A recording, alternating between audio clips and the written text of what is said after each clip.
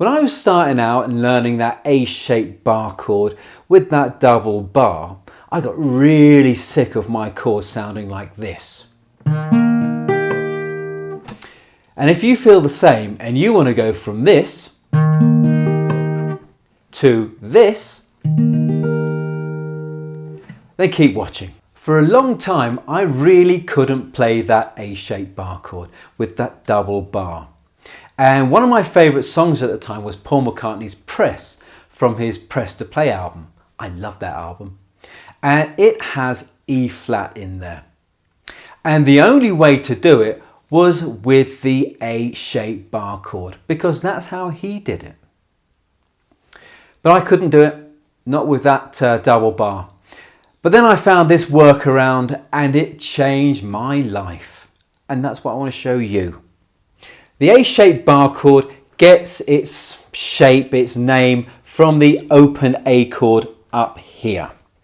And you'll see that I play this chord using the second, third and fourth fingers. And some of you may use first, second and third fingers. But for this workaround, you're going to need second, third and fourth. This part here, the nut, is basically the bar when playing open chords. And as you move chords further up the fretboard, it's your first finger that kind of takes over from this thing here and becomes the nut. The chord that I needed and was killing me until I found this workaround was at the 6th fret. And this is where knowing the notes on the fretboard can be very, very helpful, because to find the A-shaped chord that you need to know the notes on the 5th string, the A string. And for the E flat chord, we have to go A, B flat, B, C, C sharp, D, E. So the chord will be at the 6th fret. And so what we're going to do is we're going to be moving this part, we're going to be moving the neck all the way up to the 6th fret. And it's your first finger that, as I said, takes over. And we're going to be covering just the top 5 strings there. Your tip of your finger is going to basically just touch the low 6th string there and dampen it and mute it.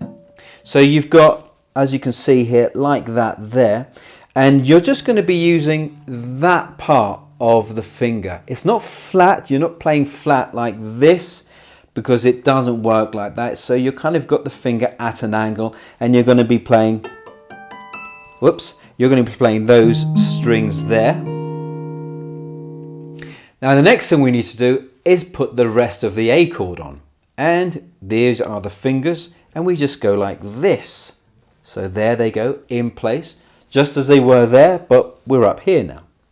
And it should sound like this. So fingers, don't fail me now. Ah, there we go. Each string is ringing out nicely. Excellent stuff.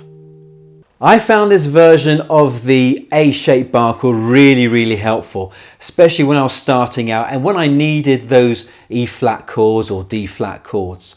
And I remember I have a friend who seemed to write a lot of songs that used E flat. The other thing it helped me with was learning the notes on the fretboard. And as I said earlier, if I wanted to play E flat, I had to know where E flat was, where the note was, where the root note was. And you know, as I said, A, B, C, D, E flat is here. So it really helps to learn the fretboard.